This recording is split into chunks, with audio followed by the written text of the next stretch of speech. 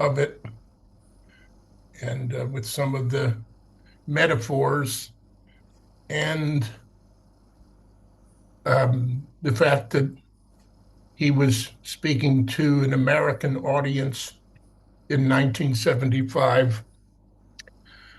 Maybe you've had some of those difficulties or all of those difficulties, in addition to maybe some language barriers and some cross-cultural challenges.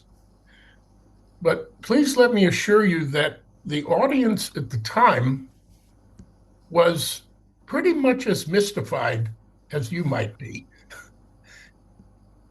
um, trying to follow along as best they could. It was their first leap into a much bigger and stranger and provocative kind of realm. And it took years, really, of patience and sense of humor to begin to acclimate. So it's helpful to have some faith in the beginning that it's worthwhile and that you are here and engaging in this with genuine intention and some sense of auspicious coincidence. I might also add to consider the question of why would the Vidyadhara, who was emphasizing so incredibly intently the basic sitting practice of meditation and introducing very long and rigorous periods of meditation as the basis, why would he also introduce to people at the same time this tantric sadhana practice?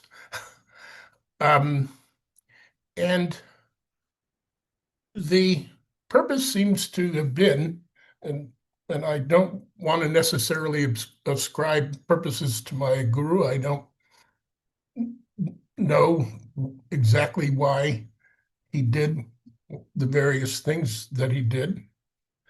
However, what effect it did have is to give people, give students a sense of a very, very much bigger world, a dynamic world, a colorful world, a world based on non-ego. And that, in today's talk, is what we are going to begin to be diving into, that in tantric terms, everything is based on the First Noble Truth, as we will see today. But we approach it with very vivid and intensive, skillful means. So we go through life often not even noticing that we're imagining a whole world all the time that we call reality. And that reality tends to be ego-oriented. Everything is filtered through a central reference point of trying to make things solid and secure and not dynamic, changing, open, and compassionate, awake. In a sadhana practice, for the time you're doing the practice, you imagine, inhabit, and embody a mandala of non-ego. And that mandala is a palace. It's like a house. It's a very fancy and unusual kind of house, but it's a house. It's a dwelling place. We have our usual dwelling place, which is ego. This is a dwelling place that is based on non-ego. And it starts with a foundation. And that's what the Vidyadhara is going to be getting into. What is this palace of non-ego built upon? Is it built upon wishful thinking and our idea that we could escape the dirty, messy, painful world? That would be denying the first noble truth. So, without further ado, let's launch into the video.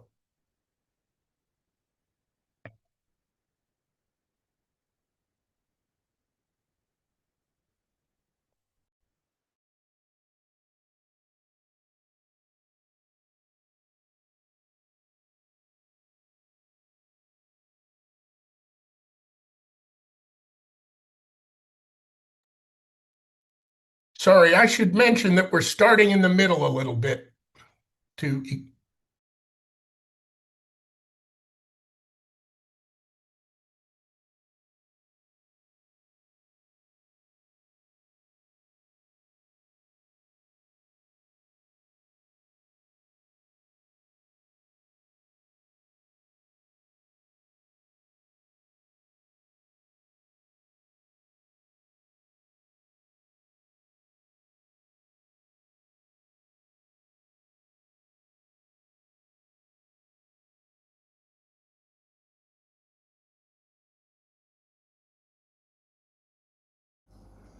Ara, do you want to press play?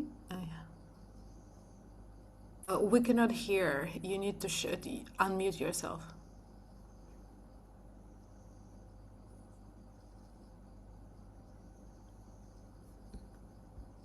Uh, can you do it now?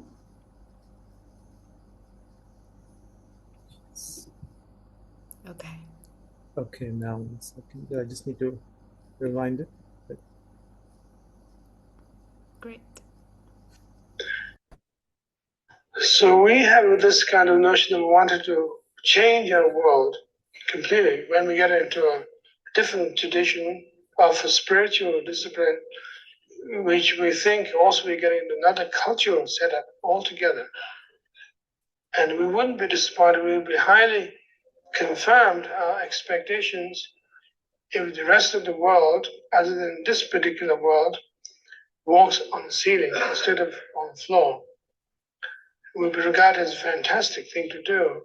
And you would like to learn that particular martial art, to learn how to sit on the ceiling and sleep on the ceiling.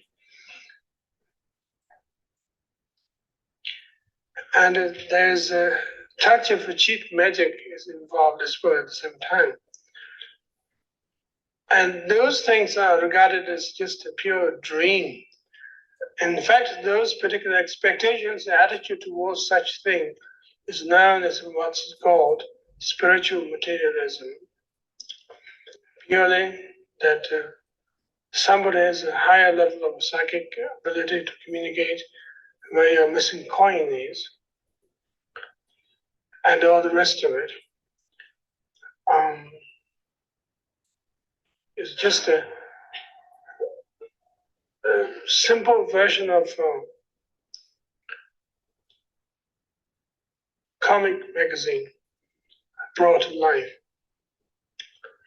Other than that, there's nothing happening there.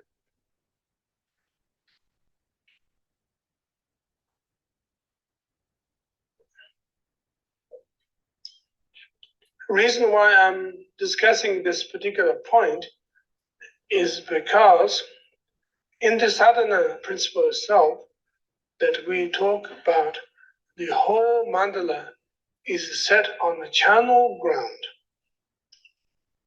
where the birth and death takes place, and life is taking place, and is a place to die, a place to be born. Equally at the same time, is a wasteland of some kind.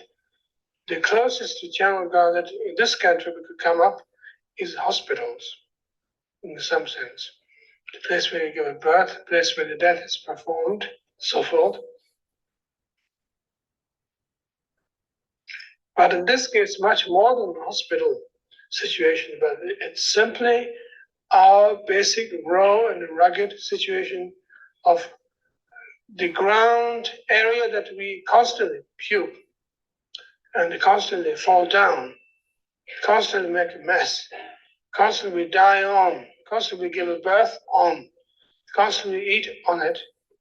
We sit on it, we sleep on it, we have nightmares on it, and we have all kinds of experience on it, that kind of basic ground that we're using all the time. That seems to be the basic ground, which is known as the charnel ground.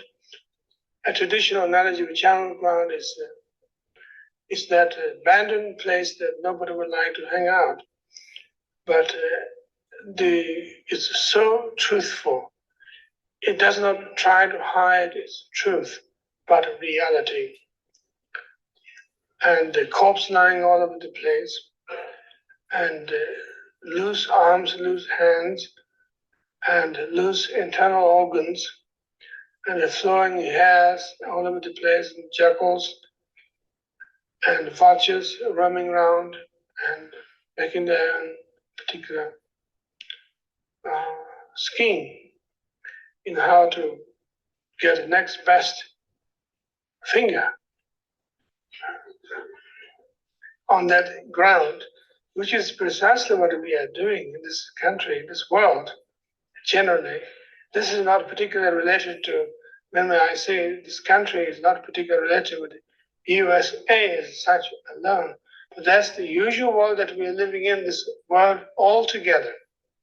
Whether it is Occidental or whether it is Oriental situation, it's exactly there's always channel ground of some kind that we try to catch each other's toes all the time and bite each other's tails, which is called business or competitiveness, or which is also called friendship, and all the rest of the words that we can use. That this is the channel ground that we are in, and that's why we don't like it. We want to get into a higher level of something that we might be able to attach ourselves to slightly differently. But unfortunately, apparently, according to the Vajrayana teaching, that you can't do that. According to the basic Buddhism in general, that you can't do it, that everything starts from the first level of truth of suffering, origin of suffering, life, general, and dissecting one's own particular, or studying particular state of mind, and 5 skandhas and 12 nidanas, and everything that we discussed in the early part of the Buddhist teachings of the Hina and the Mahayana level are simply trying to study the notion of channel ground properly, fully. And those who are known as bodhisattvas, the brave people who can actually trot on the notion of enlightenment and dance with it, are also trotting on the channel ground because they realize the world that they're trotting on, they're working with, is related with such intense neurosis, such intense chaos, such intense ugliness, unpleasantness is taking place all the time. That's where the bodhisattvas are actually inspired to work with such chaos, tied up a little bit, without particularly disrupting the general inspiring qualities of those particular untidy areas, but still work with it, which is a very interesting point, actually. So this sadhana, or the mandala of this particular sadhana, is accordingly followed by the traditional pattern. The ground of the mandala, like a construction, if you're going to build a castle, house, it is built on a battlefield, which is somewhat a medieval concept. In some sense, you could say that people fight for their land and slaughter their enemies, drive them away, which becomes a channel ground, once you capture that particular land, then you say, this is my property, I'm going to build my castle on it, my house on it. So that's the same kind of experience, that first there's need for rugged, raw, and straightforward relationship with the world properly. And also have to overcome certain sense of hesitation towards that particular problem.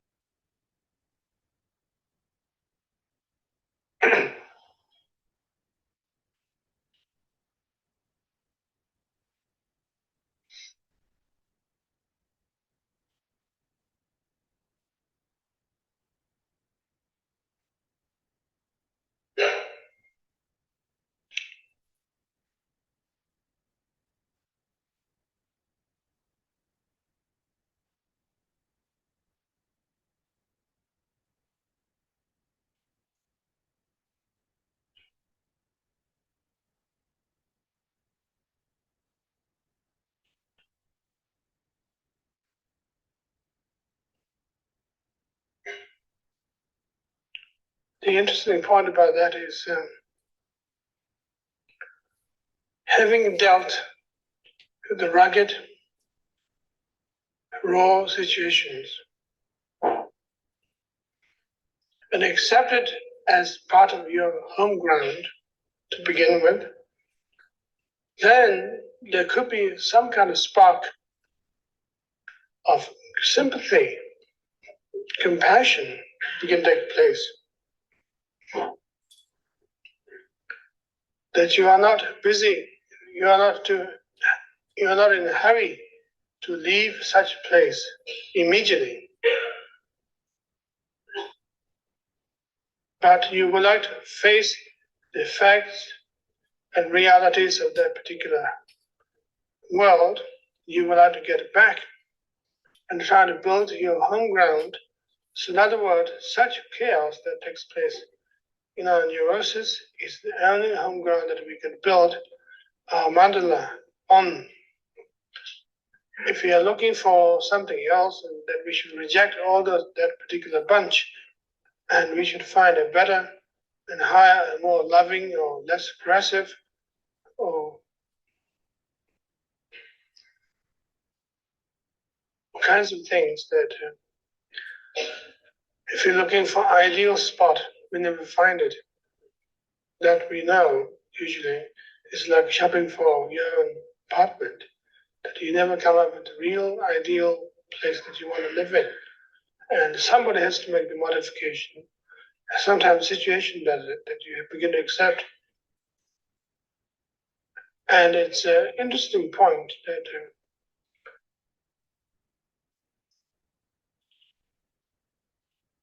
our desire, our concept, is looking for luxury.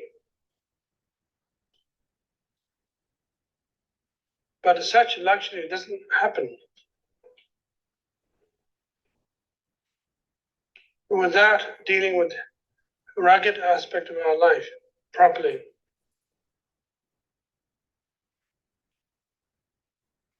That seemed to be the first message, which may be very grim for you,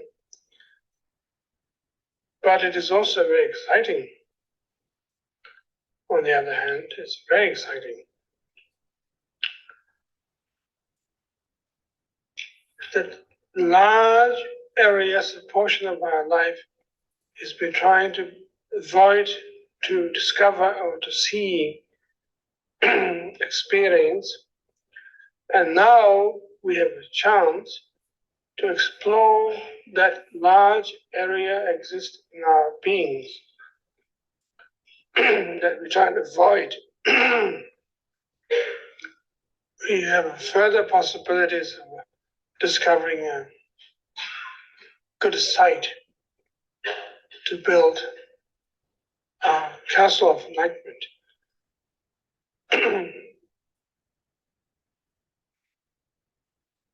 Some people go too far by committing suicide by saying, this particular life, it is too hopeless.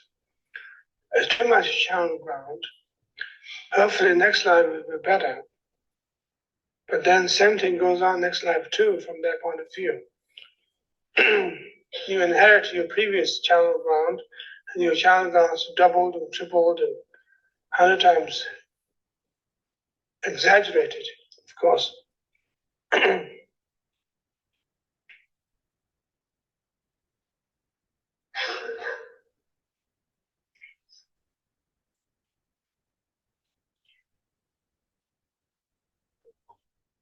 Once I gave a talk in the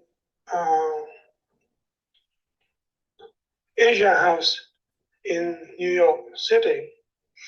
The old ladies, the old gentlemen, they were very upset because I discussed about Charnel Ground. And also I discussed about regarding art as just purely buying and selling possibilities. Iconography is purely buying and selling possibilities of further spiritual materialism. And they were very upset. Didn't like the subject at all. It hit them very deeply.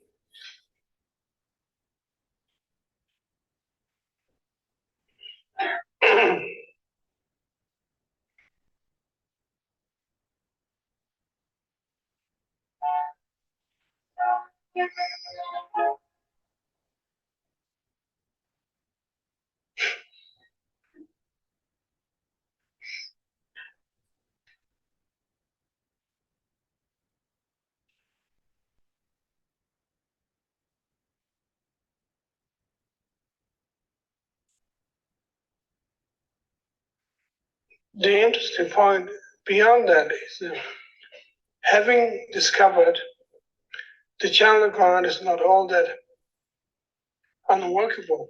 It is part of our working basis, part of expression of our neurosis that we have to work with. Then we begin to find there's enormous strength and power behind it at the same time. Not necessarily trying to get away from channel ground, that you want to build a Hilton hotel in the middle of the channel ground and shut your doors away from the channel ground completely. And you are completely sealed off from the smell of rot and the chaos that goes on outside. You could enjoy yourself in a multiple carpet, particularly. But the building of the mandala is also, in some sense, part of that channel ground principle, somewhat.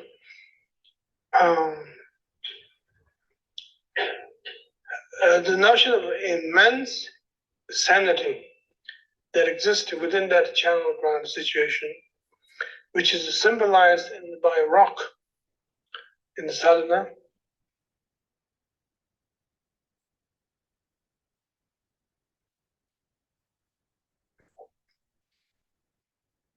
Monumental rock, a symbol of solid and the same ground, sharp rock. Quite possibly the rock is built out of obsidian or some kind of flint stone, very sharp and accurate.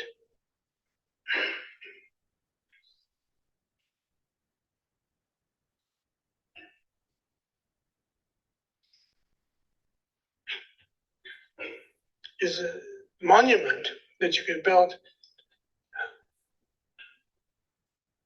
part of the channel ground.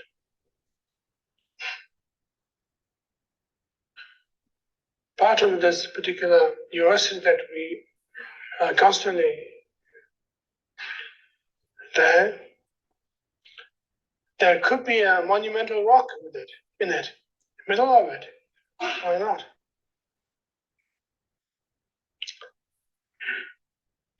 In this case, not ego-centered monument, but something very powerfully personal and fully awake aspect of that.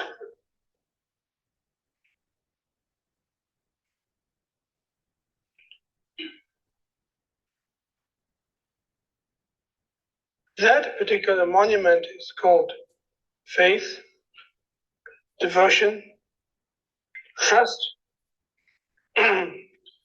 which is symbolized that reason why that we decide to work with our Charnel Ground rather than run away from it is because there's so much devotion and faith, trust in our own sanity already. So that becomes automatically a rock.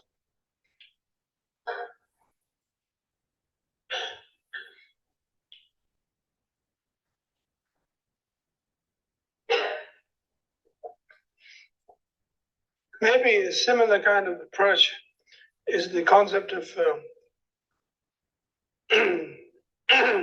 Saint Peter, idea of things built out of a rock, and the idea is the foundation of the church has to be built on some kind of solid foundation of faith, and real faith, unshakable faith. Unfortunately, it turned out to be just happened in Rome. Even that doesn't exist anymore.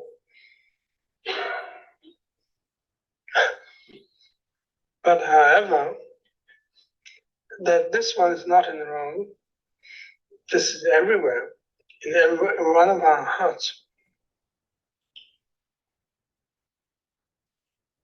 That one of the Mahayanist analogies about the whole thing is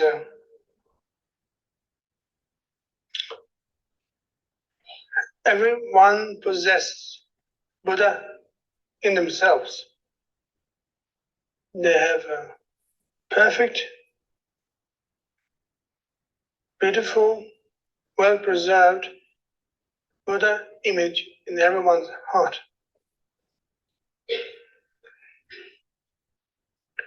That doesn't necessarily mean, of course, if you dissect yourself or your heart, you find a little statue in it. But that is a symbol of faith, that you could be immaculate, perfect, as much as the Shakyamuni Buddha himself at the same time. There's that possibilities already exist in us.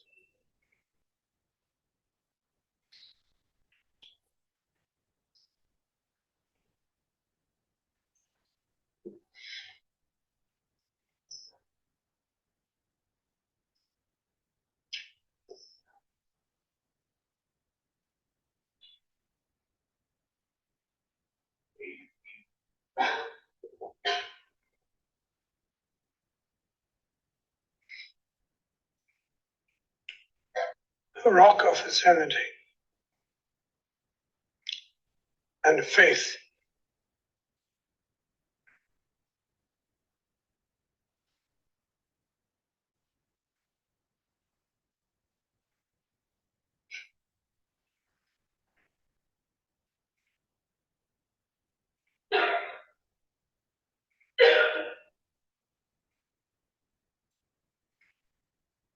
What does it mean by faith? Blind or real?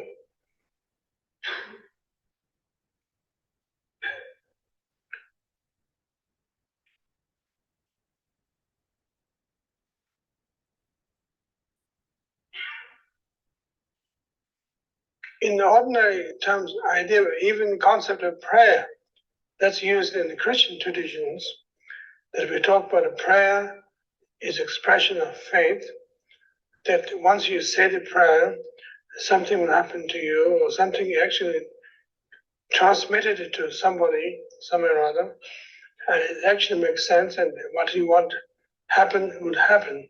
If you are in the wrong, you'll be punished, and you should also take that as a message at the same time. But in this case, it seems to be different. Faith is nothing but a prayer. From that point of praying to somebody, it's faith is a sense of dignity.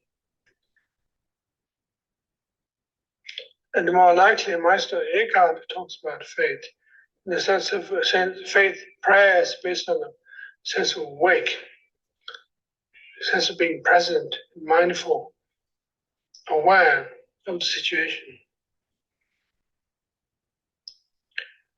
And faith is seeing things as it is, as they are, whatever is the case, precisely, directly, without any hesitation. In this case, prayer of faith, meaning because that we have already experienced our own neurosis faithfully, properly. We have no way of telling a lie that we didn't experience neurosis more. So that is one step towards faith. That we know how much pain is involved, how much problems there are already.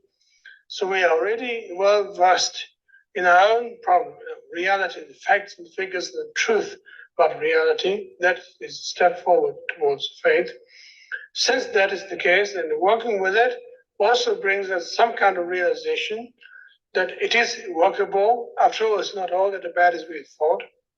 And in fact, it's highly possible to work with. And that brings further level that we can actually be with ourselves, our neurosis, and we could have faith, openness. And faith is not so much connected with the promise to the extent by saying everything's going to be okay, have a faith. You're going to get $1 million tomorrow if you worry tonight. There's nothing to worry. Just have faith in it. And you might be disappointed if you go to your mailbox tomorrow.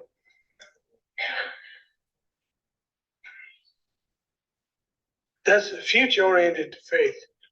So faith has nothing to do with reward. When you have faith that you'll be rewarded by you had faith, therefore you'll be given your reward.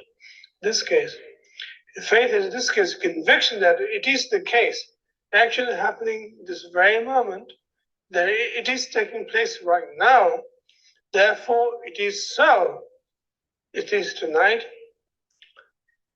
it's nighttime, there's no sun shining, it is winter, snows around, we're indoor, we have electricity, and we have lights shining on us. We're giving mutual demonstration talk. Very simple. That's what kind of faith we're talking about. It's actually actual faith opposed to promised faith, which is a different kind of approach. Nothing is particularly related to the rewarding aspect of it, which is like one of those, reminds me of one of those scientific experiments of training rats in a cage to program them to eat a certain time, ask for food in a certain time.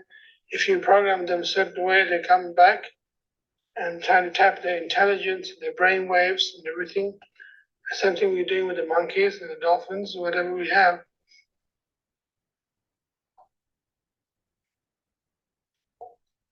So spiritual discipline is not a particular zoological practice, shall we say, from that point of view, that Buddha or the God doesn't regard human beings as a zoological interesting study program, but it regards as a real situation. We have to ask Jehovah about that too. Whether he agrees with us or not.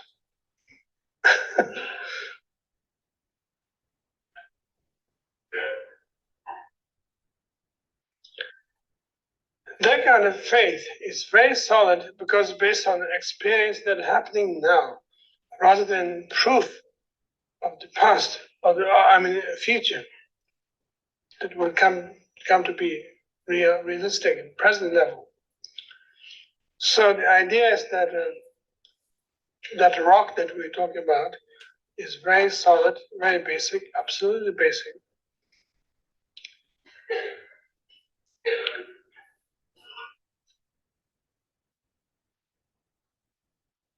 On top of the rock sits a red triangle, which is a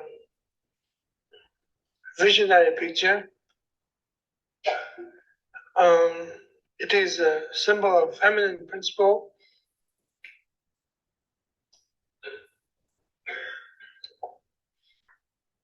In having faith, we also have to give a birth. The triangle represent actually symbol of cervix. That's the gate of birth.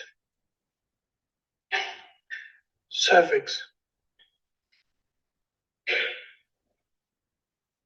That once you have faith, then you can give a birth. And when you are on the charnel ground without a faith, you're being constantly confused right and left, and you are sterile. You can't be father or mother properly in a real sense. You are completely castrated at that point, that you just a freaky wind that blown by the rot of the incense of the bodies and jackals and whatever you have. You've been completely confused by the whole thing. And you are not in the position to be father or mother. But in this case, in the triangle represents a sense of cervix, which is a tantric, very popular imagery, which means gate of birth. That now you can actually give a birth. Once you have faith in such extent, you can actually give a birth properly, freely, fantastically, that you can actually give a birth. And you can give a birth to what?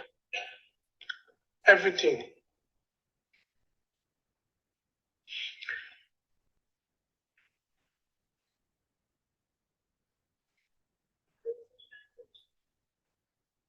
What?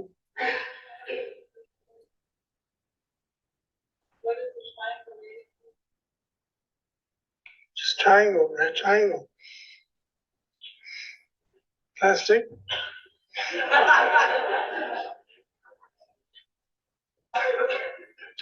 Ruby.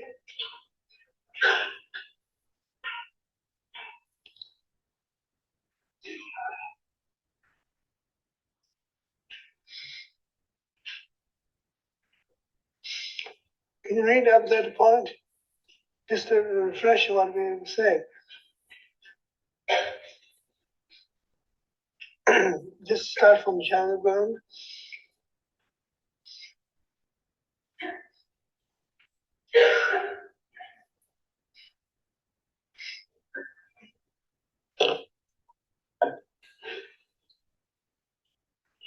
In the state of non-meditation, all phenomena subside in that great graveyard in which lie buried the complexities of samsara and nirvana. This is the universal ground of everything. It is the basis of freedom and also the basis of confusion. Within it, the Vajra anger, the flame of death, burns fiercely and consumes the fabric of dualistic thoughts. The black river of death, the Vajra passion, turbulent with massive waves, destroys the raft of conceptualization to the roaring sound of the immeasurable void. The great poisonous wind of the Vajra ignorance blows with all-pervading energy like an autumn storm and sweeps away all thoughts of possessiveness and self like a pile of dust. Whatever you see partakes of the nature of that wisdom which transcends past, present, and future. From here came the Buddhas of the past, here live the Buddhas of the present.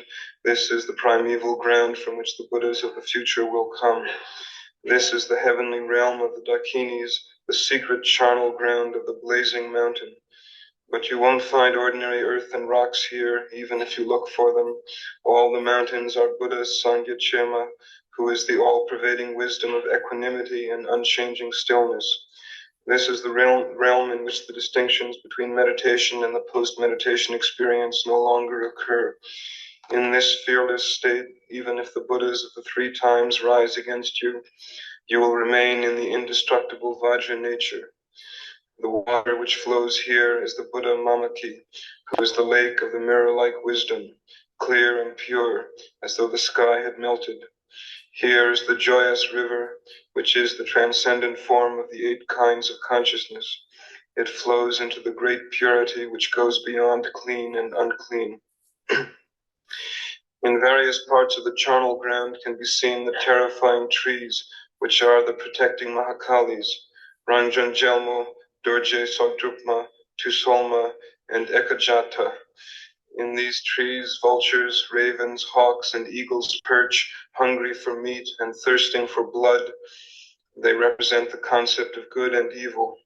Until you stop clinging to this concept, the Mahakalis will continue to manifest as friendly goddesses and harmful demons. Various animals roam about, tigers, leopards, bears, jackals, and dogs, all howling and jumping up and down excitedly. These represent the different kinds of perception. Here too are the churtens of the awakened state of mind, where the great yogis live. They represent the supernormal powers which need not be sought. In the middle of this heavenly realm is a huge rock mountain, which arose from the corpse of the Rudra of ego. It is triangular in shape, and it pierces the skies. It is dignified and awe-inspiring, and radiates the blue light of Vajrasattva. On top of this mountain is the red triangle, which can accommodate all apparent phenomena and the whole of existence. This is the primeval ground where the question of samsara and nirvana does not arise. It is the beginning and the end of everything. The triangle radiates the blazing red light of inner warmth and compassion. Above the triangle is a beautiful flower, 100-petaled lotus in full bloom, exuding a delicate scent.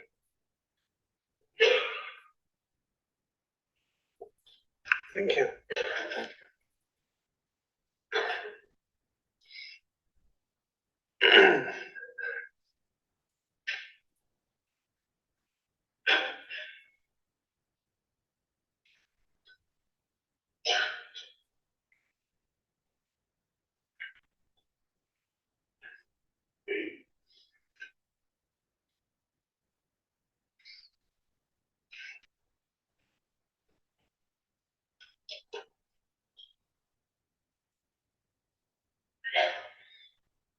I think the basic question about compassion brought out of this particular triangle is the notion of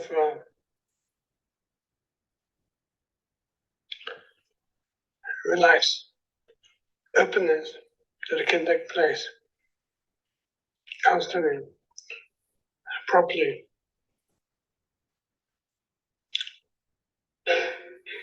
That when you're willing to give birth to reality, then you can't just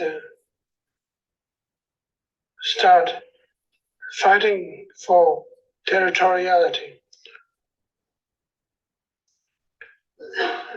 And by saying, this is my baby, this is your baby, and begin to put stamps on their forehead and categorize them, which babies belong to who. But this case is a much more general, basic, more sane approach. That doesn't necessarily mean to say that we had to abandon our babies in hospitals and take someone else's baby particularly. And that's what we're taking too literally. Just in case I mention that.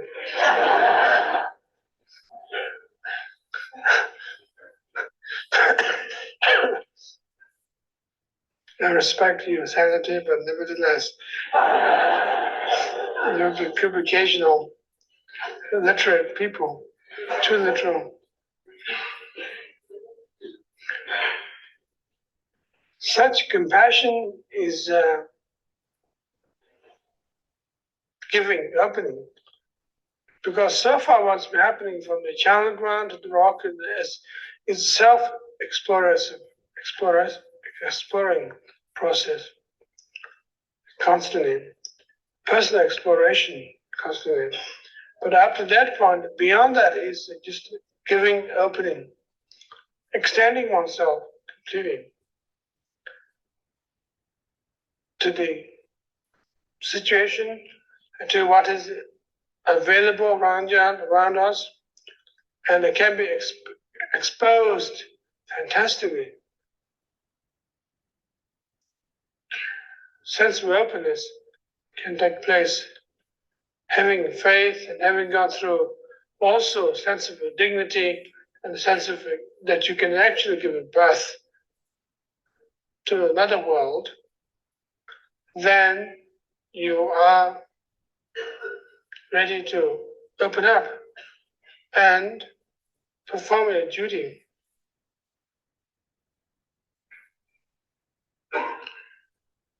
And I think that's basically enough tonight, particularly.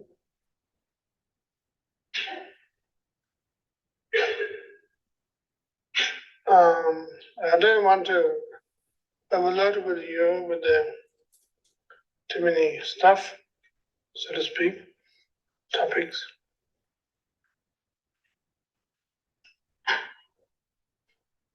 Could have a discussion if you like.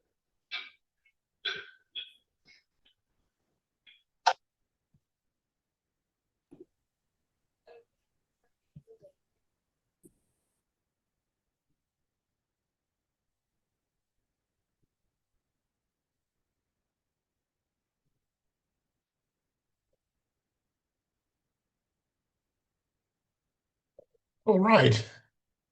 So,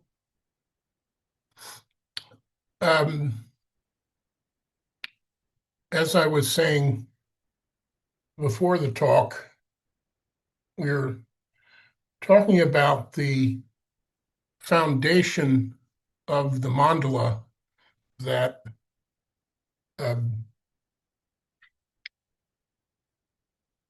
is embodied in the Sadhana of Mahamudra. So there's this, you probably can't see it, and we should share an image like this at some point.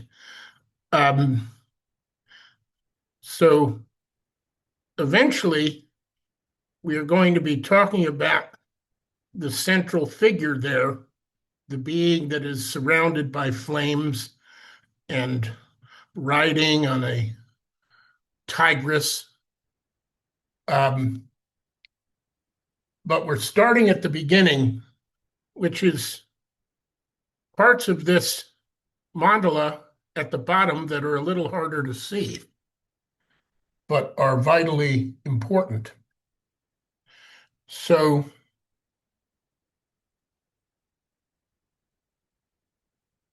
an essential understanding of the First Noble Truth is that we try very, very desperately to run away from that truth. That which we seek is somewhere else. It's got to be somewhere else. We've got to be able to escape it. We never leave the power of the First Noble Truth. It's not like we graduate from that. That is the entry point and the end point. So yesterday I had, which bled into today, I had an incredible struggle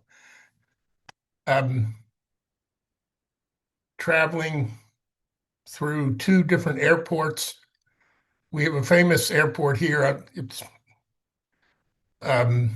in Chicago, where it can take 45 minutes to traverse from where you landed to where you have to take off again.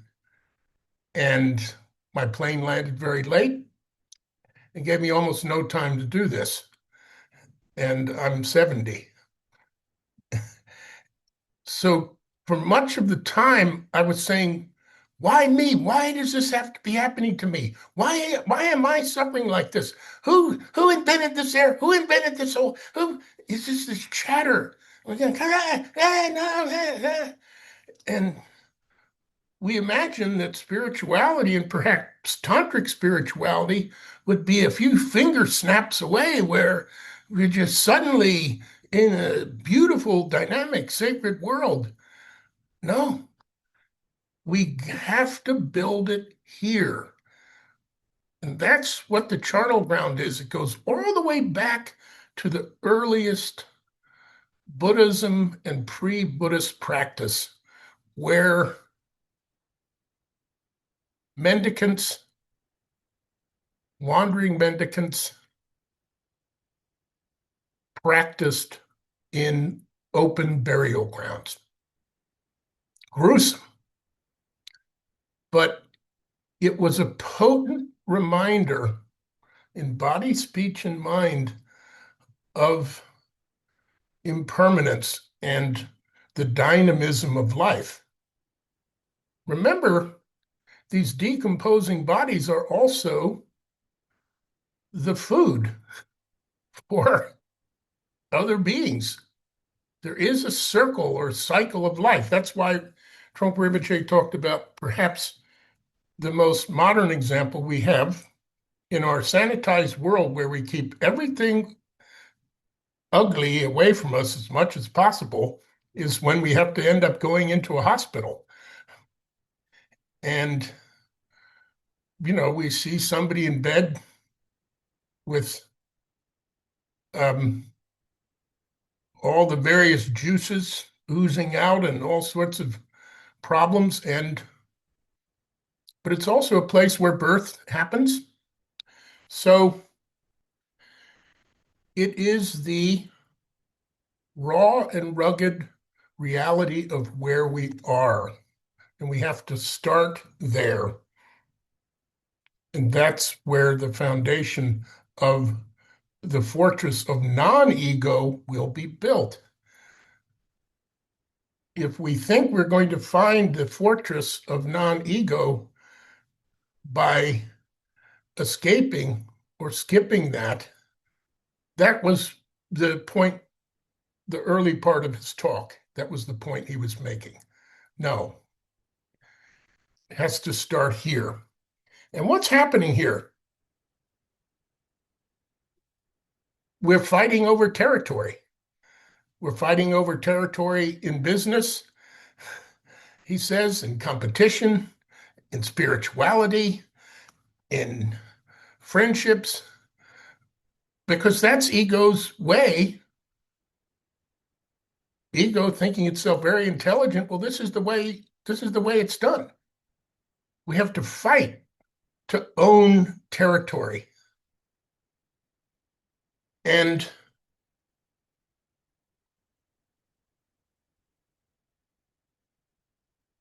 this is where we can begin the process of going beyond that. So it's very honest. The Charnel Ground message and symbology is being very honest about the situation and the place we find ourselves in. And the first thing he says that we build in creating the foundation is this rock. It's a hard rock. Think of a pyramid, but not constructed of bricks. He says it's like a black obsidian pyramid of rock, the rockiest rock you can imagine. Vajra rock. And this rock is faith, devotion. Not faith that as I'm going in through the airport, it's going to get better. Oh, yeah, there's a promise at the end of this. Faith that we can be awake, that awake exists in the middle of all of this. Awake is always there. You might say waiting for us. It is the rock on which everything is built. So this sadhana practice is built on symbology that we inhabit. It's a very ancient way of doing things, to use this kind of very powerful symbology Yes, some of the symbology seems rather weird, but it, as we come to understand it, it has a certain kind of sense to it. So think of this rock of faith that is at the bottom of everything. If you go down, down, down, that's what this whole thing is built upon. So then the next thing is he talks about this red triangle. He doesn't go too much into the description, so I'll provide a little more color around this. So this is a traditional tantric image. So this triangle is actually three-dimensional. It's a three-dimensional triangle with the point down. And the bottom point of the triangle, what's it sit on? It sits on top of the rock, right? And in fact, it's white on the outside and red on the inside. And this is a cervix where birth is going to emerge from.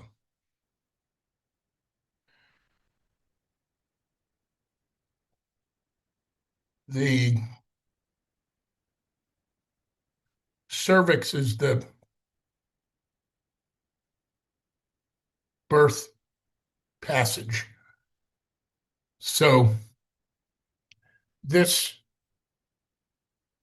red is very powerful and dynamic, and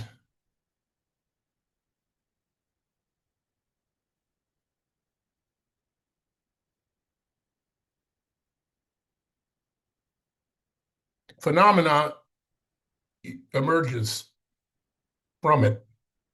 And he talks about giving birth. What are we giving birth to? We're giving birth to awake. We're giving birth to non-ego. We're giving birth to enlightenment. So we see in the ego-oriented reality, we perceive all phenomena as coming from our central reference point or some objectified outer reality that we create. The image and understanding of the triangle is that phenomena emerges awake and free of ego. So, and that birth is taking place continuously.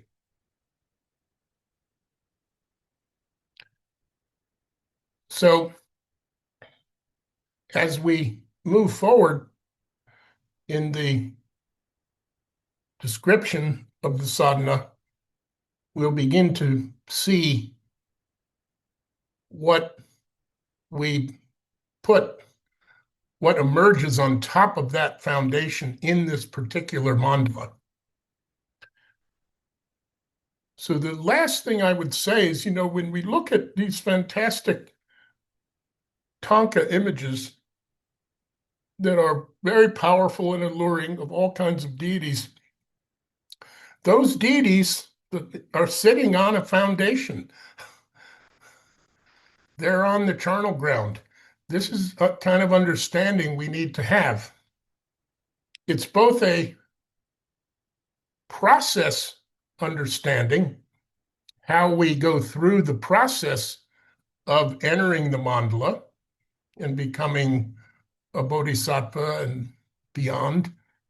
But it's also a description of the space that we are dwelling within and embodying and manifesting while we do the sadhana practice. So I think that's enough. We have about 20 minutes left for questions and discussion. I have a hard stop today because I have to go back out into the charnel ground of the airport here. So you're welcome to bring up whatever you like from the burning red triangle.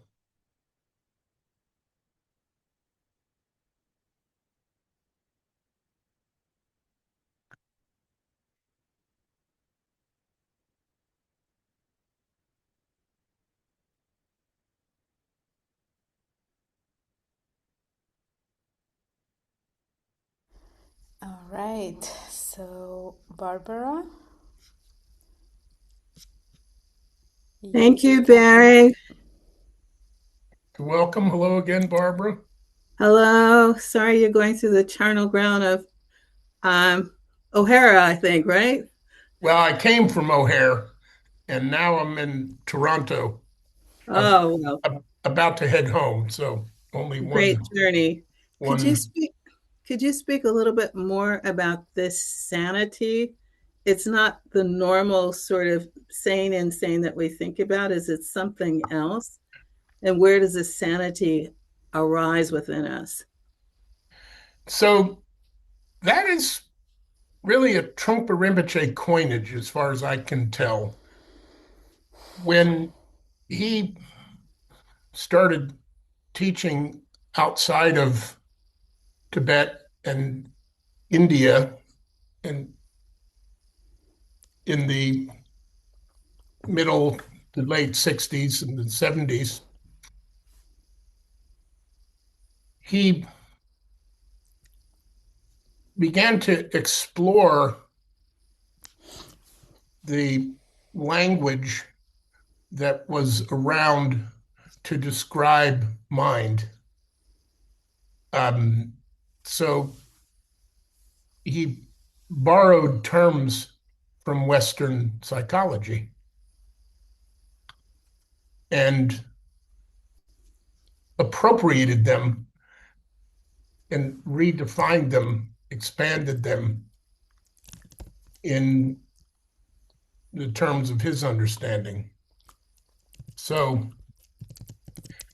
sanity in probably everyday terms and Western psychological terms, obviously it tends to refer to a state where you're not deluded. You're seeing,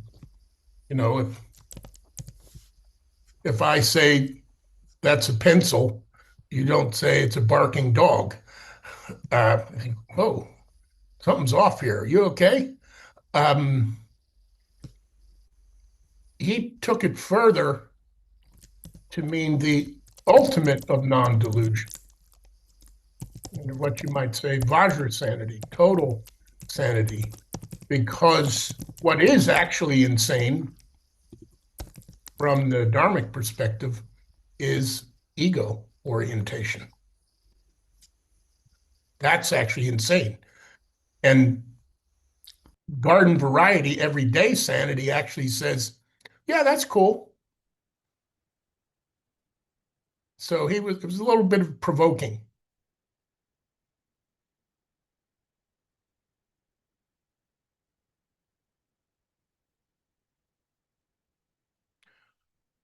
Elke puts asks, what's the meaning of the white on the outside of the triangle? Now I'm not the absolute greatest iconographist. And if necessary, we can look this up. But my understanding, it represents a purity. So it's pure and unblemished on the outside, and powerful pulsing with life, red within.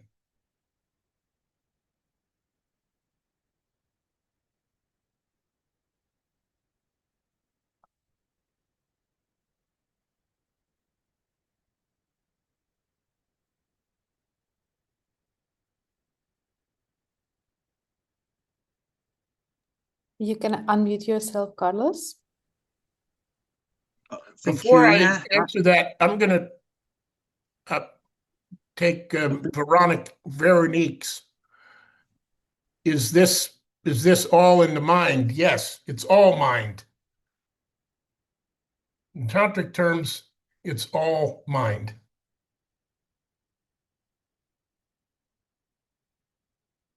What else could it be?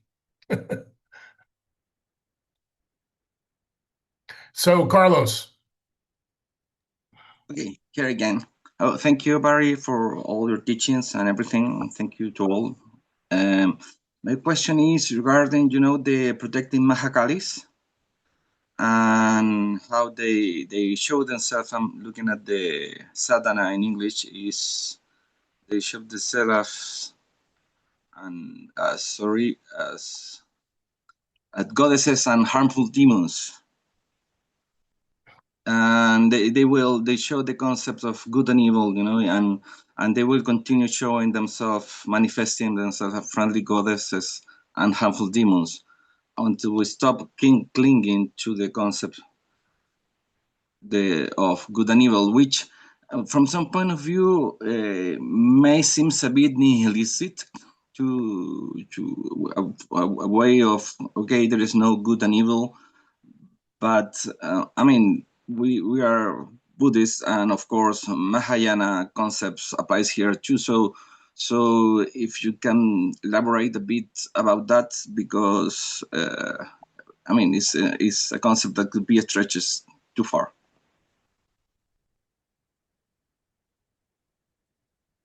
Why don't you give me an easy question?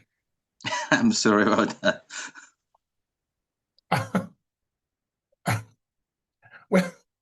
Well, those particular lines are among the most provocative in the sadhana. They provoke deep contemplation. You can't, I counsel against, a simplistic interpretation. So, the simplistic interpretation of that level of tantric understanding is, and I'm going to use a bad word here, I can do whatever the fuck I want. Good, evil, what the hell does it matter? So we're dealing with reality here at an extremely subtle level of skillful means that is based on the entire development of the Mahayana, of bodhisattvahood. We don't just jump up to this level of understanding. So at this very refined level,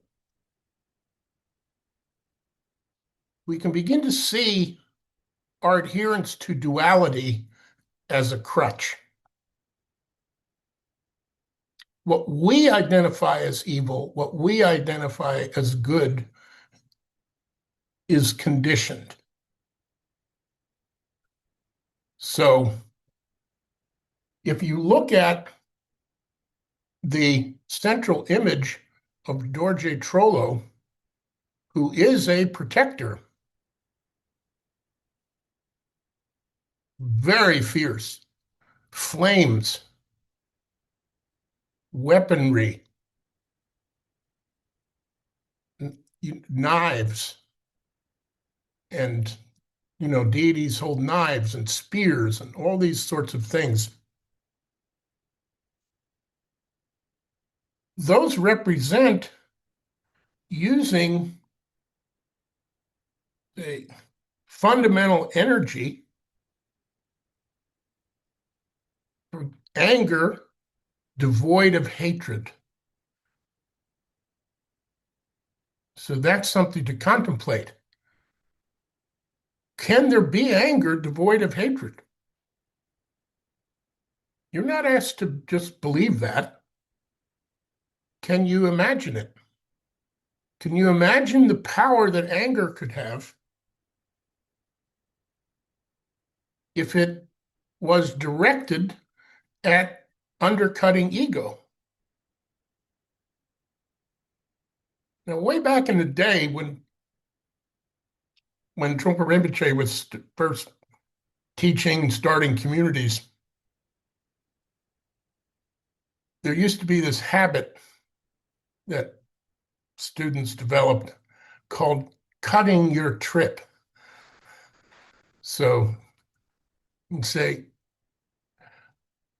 man, I'm gonna, I have to cut his trip, meaning the negative habit that your fellow Sangha member had, you're gonna let them know that. Most of the time it was aggressive, self-righteous, and self-aggrandizing. However, people learned. And this is the area that we're talking about. And it is extremely subtle. And when we begin to work with those kinds of energies, we make lots of mistakes and have to repair after making those mistakes. Anyway, Carlos, is that beginning to delve into the area that you were talking about? Yes, of course. Yes. Yeah, excellent question. I love those lines, and we may get into the protector part more later on. Okay. Thank you. You're most welcome. There are a few questions in the chat. Barry, do you want to answer one of those? Sure, just shoot it up there or read it out loud. Nadia asked, so Dorje Drolo is an image of me dealing in a sane way with reality, in a non-ego way. This is a question. Is this correct? You know what? I don't want to be frustrating, but we haven't gotten into Dorje Trollo yet. So I'd like to stick with where we are. We'll be getting plenty into the mandala when we have actual beings, but now's not the time to go into that. It's coming, if you don't mind. Oh, 2 for the price of 1. Hello, thank you for teaching this class. I have a question, and I tried to find it in the sadhana, the line, and it refers to the supernatural powers need not be sought. Yeah. Could you speak to that? And it's a curious, my mind, or I read it and it always sticks out to me, and I'm just, what is he referring to? Would you like some supernatural powers? Well, that's you don't have to look for them, apparently.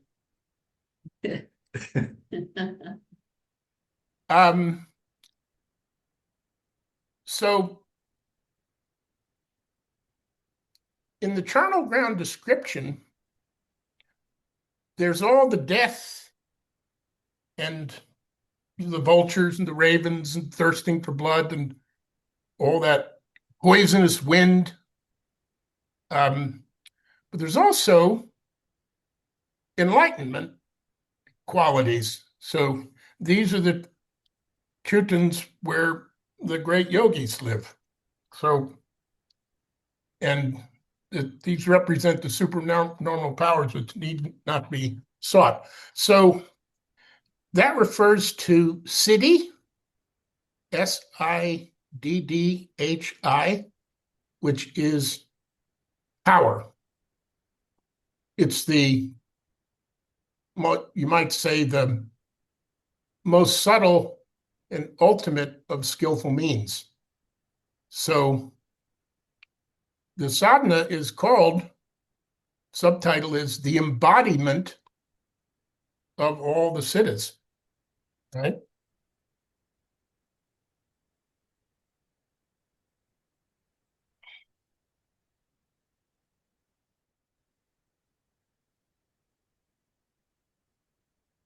Yeah, the Sadhana of Mahamudra, which quells the mighty warring of the three lords of materialism and brings realization of the ocean of siddhas of the practice lineage. So, and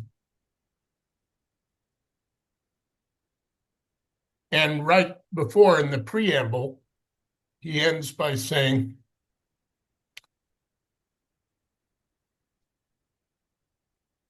to enable individuals to ask for help and to renew spiritual strength, I have written this sadhana of the embodiment of all the siddhas. So a siddha is a being who has siddhi power. There are relative siddhis and absolute siddhis or transcendent siddhis. Like Chicago is a relative city. No, that's a terrible joke. Confuse everyone. The Charnel Ground in the mandala of all the cities, that city is not Chicago. The most important cities are the city to undermine ego on the spot with whatever will work.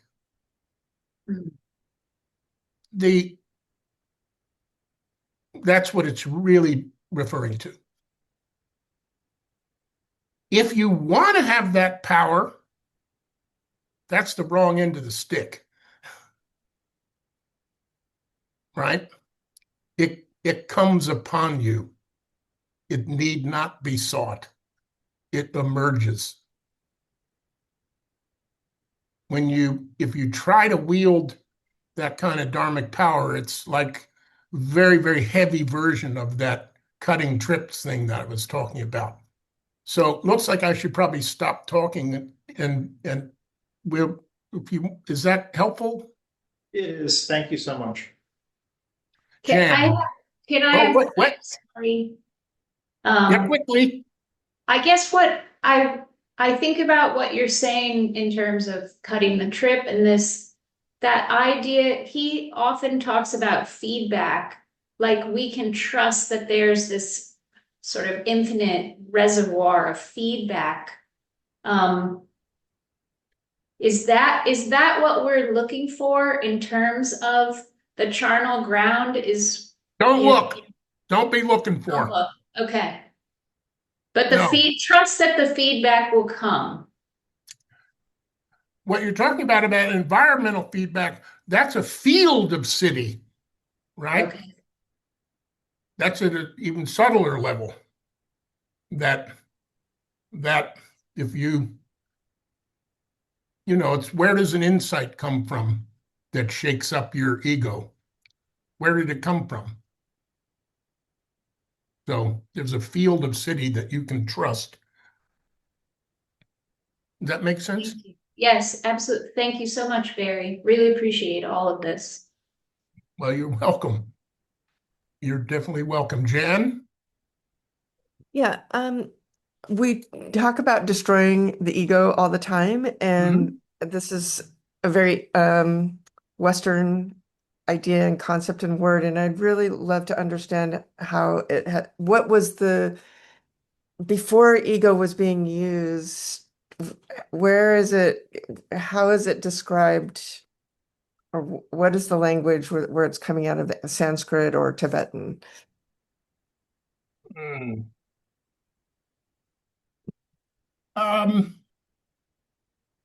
Wow, I'm so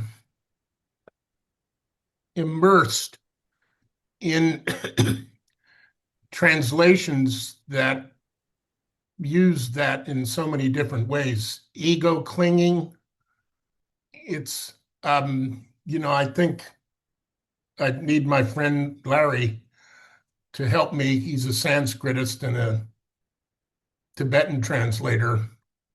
And maybe Tashi or somebody, can you make a note that we can query that a bit? But it's important to understand that what is being discussed is a phenomenon, not a thing.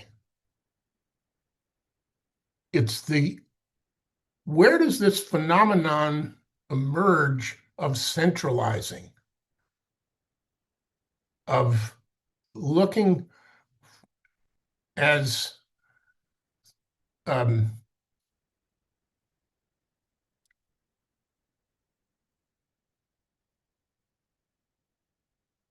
phenomena emerge moment to moment? What is it that tries to hold it together and concretize it and permanentize it? So I really think it's, I guess Atman and non-Atman. And probably why Trungpa Rinpoche wanted not to, there are lots of things he didn't translate.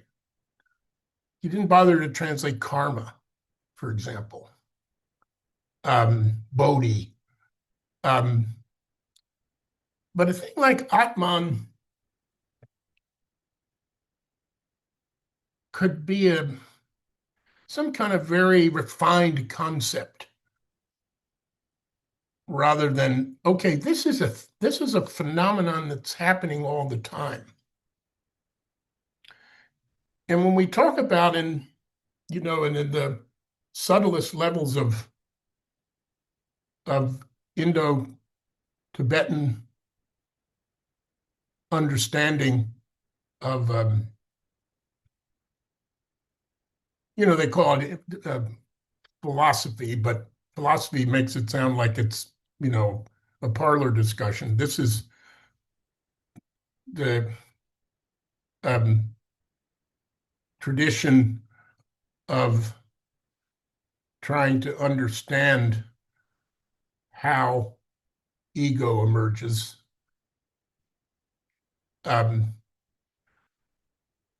There's a kind of a moment of this basic split between open space, and then suddenly it collapses to this small centralized thing. Sometimes it's described as the grain of sand on the beach decides to rise up and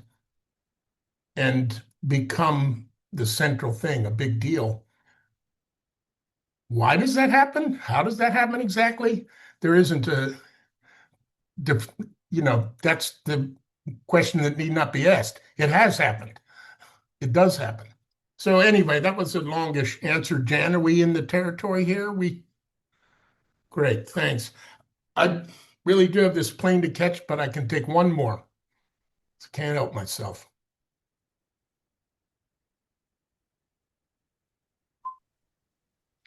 I hope it's not about the nature of good and evil, Diego. I don't know if I've got time for that.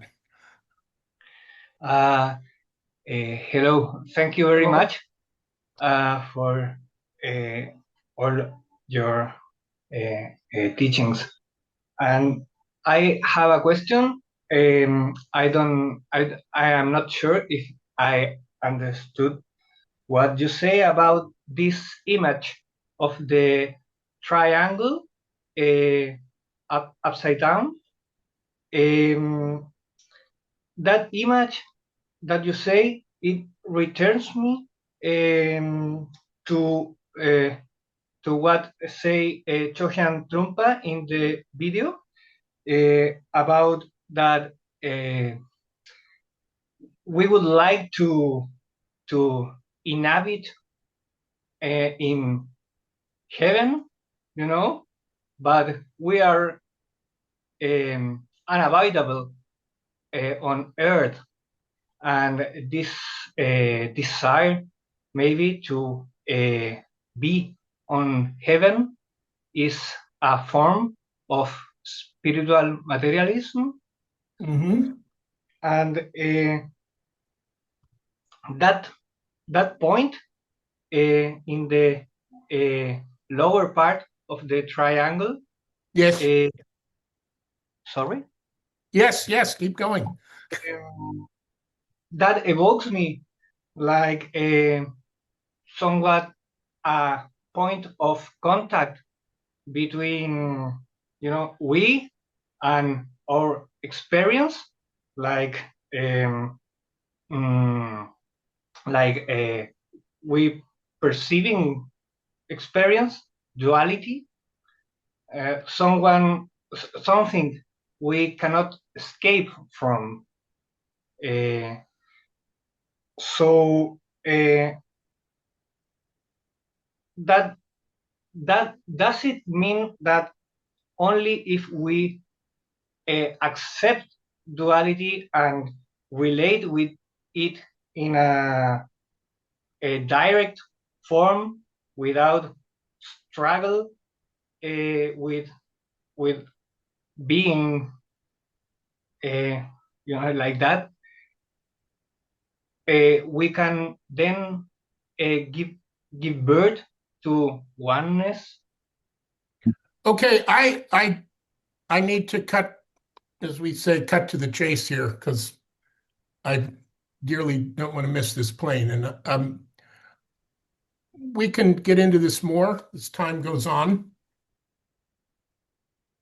I think it's very important at this stage to be a little bit simplistic. Just see and live with the image a bit for a while. So you have this rock of faith, and then you have this place where birth emerges. I just say one thing, Diego, in how you were describing it, what I heard was I heard a little bit too much trying to do something. If we could, there's no if we could here. This is beyond that. The non-struggle pre-exists.